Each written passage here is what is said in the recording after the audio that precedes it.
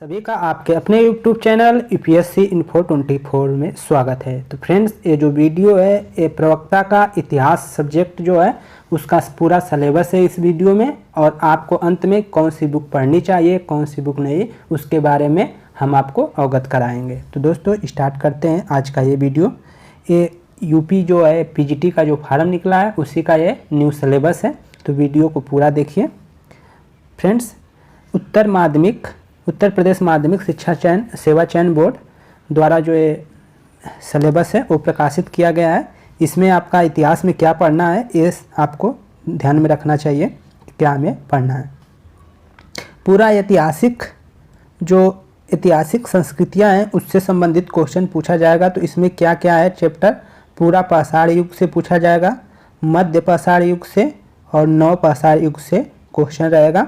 और इनकी जो प्रमुख विशेषताएं हैं पाषाण काल की, जो मतलब पूर्व पाषाण काल और मध्य पाषाण काल या नव पाषाण काल, इनके विशेषताओं के बारे में पूछा जाएगा। तो खासकर इनके विशेषताओं को आप ध्यान से पढ़ें कि कब किसमें खेती का मतलब विकास हुआ, किसमें आग की उत्पत्ति किसमें हुई, किसमें पाषाण से मतलब पत्थरों से औजार बनाए, ये सब चीज़ें आपको ध्यान में रखनी है। ठीक है। इसके बाद है आपका मेन टॉपिक सिंधु घाटी सभ्यता। सिंधु घाटी सभ्यता में क्या क्या पढ़ना है, नगर नियोजन और उस समय का धार्मिक जीवन और सामाजिक जीवन पे आपको क्या करना है, ध्यान देना है। अगला टॉपिक है वैदिक काल। वैदिक काल में पूर्व वैदिक काल एवं उत्तर वैदिक काल दोनों को पढ़ना है। और वैदिक काल और उत्तर वैदिक काल की जो सामाजिक दशाएँ हैं, धार्मिक दशाएँ और आर्थिक दशाएँ और राजनीतिक दशाएँ, इनका भी आपको ध्यान में रखकर पढ़ना है इनको भी।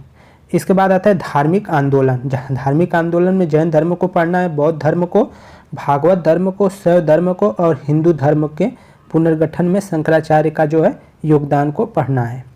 आगे है आ जा रहा है आपका प्राचीन में जो इतिहास है प्राचीन का, उसी में है। इसमें मौर्य काल जो मौर्य साम्राज्य है उसके बारे में पढ़ना है। इसमें राजनीतिक इतिहास मौर्य साम्राज्य का, अशोक का मूल्यांकन, समाज एवं संस्कृतियाँ, गुप्त वंश गुप्त राजवंश से क्या क्या पढ़ना है, उसमें राजनीतिक इतिहास, कला, धर्म, दर्शन और समाज, गुप्तोत्तर काल में आर्थिक एवं सामाजिक परिवर्तन।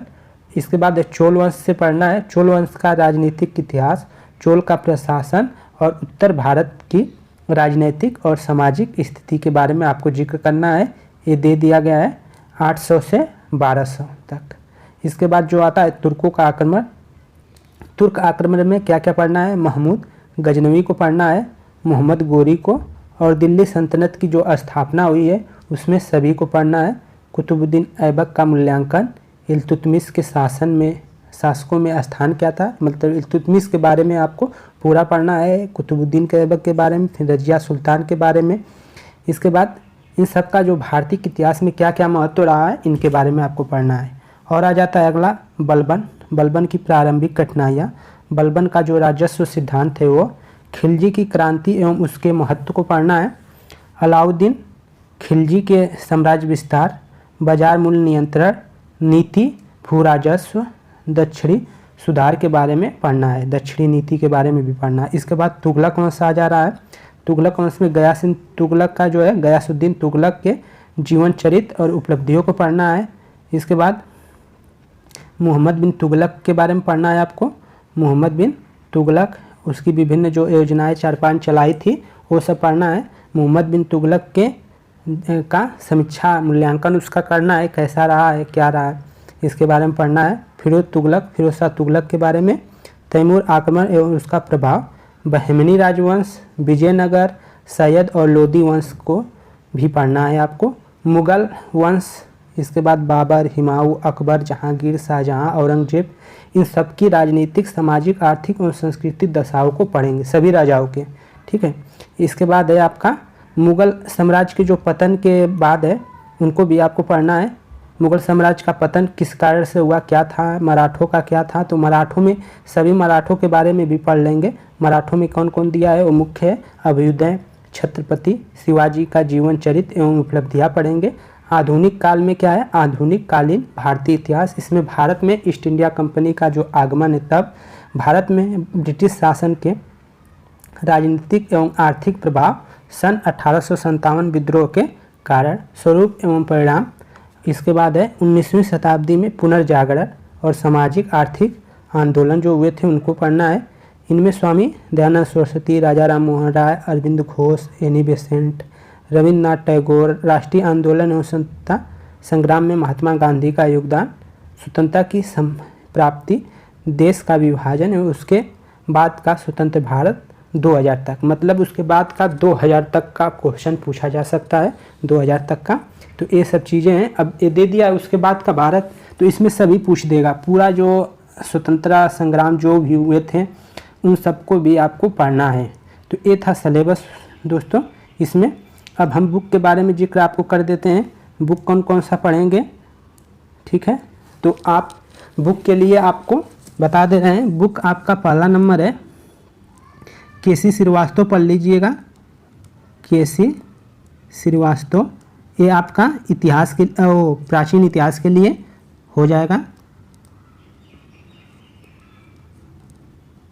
श्रीवास्तव, केसी श्रीवास्तव है प्राचीन इतिहास के लिए। आप मोटी बुक है लेकिन जो जो टॉपिक है वो टॉपिक वहाँ से आपका कवर हो जाएगा केसी श्रीवास्तव के लिए, ठीक है। मध्यकालीन के लिए जो मध्यकालीन इतिहास है उसमें बीडी महाजन का पढ़ लीजिएगा, बीडी महाजन, बीडी महाजन का पढ़ लीजिएगा, या एलपी शर्मा का, बीडी महाजन या एलपी शर्मा का भी पढ़ लेंगे, हो जाएगा। सतीश चंद्रा का भी बुक आता है, सतीश चंद्रा का, उसका भी, सतीश चंद्र का, उनका भी पढ़ लेंगे तो हो जाएगा आपका ये मध्यकालीन इतिहास के लिए, जिसमें बाबर हिमाऊ सब दिया गया है। बीडी महाजन का भी अच्छी बुक है तो इसको आप पढ़ लेंगे, और सतीश चंद्र को भी पढ़ लेंगे मध्यकालीन के लिए। आपका बच गया आधुनिक भारत का इतिहास, जो ये तीसरा चैप्टर है, ये दिया है। इसमें तीसरे वाले में जो है इसमें आप क्या करेंगे, विपिन चंद्रा का बुक पढ़ लेंगे, ठीक है। सतीश चंद्रा का आपका मिडल के लिए होगा, विपिन चंद्रा का आपका आधुनिक के लिए, ये तीसरे पॉइंट के लिए यहाँ आपका बुक हो जाएगा।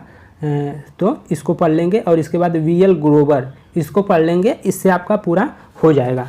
और फ्रेंड्स और कुछ जो होती है किताबें, जैसे घटना चक्र का ले लेंगे, और घटना चक्र या प्रतियोगिता दर्पण का जो आता है वो लेकर आप उससे पढ़ लेंगे। इतना आपके लिए बहुत हो जाएगा। और लुसेंट आप ज़रूर पढ़ लें, लुसेंट से आपका ज़्यादा क्वेश्चन कवर होगा। तो फ्रेंड्स ये था पूरा का पूरा सिलेबस, आपको उम्मीद करते हैं पसंद आया होगा।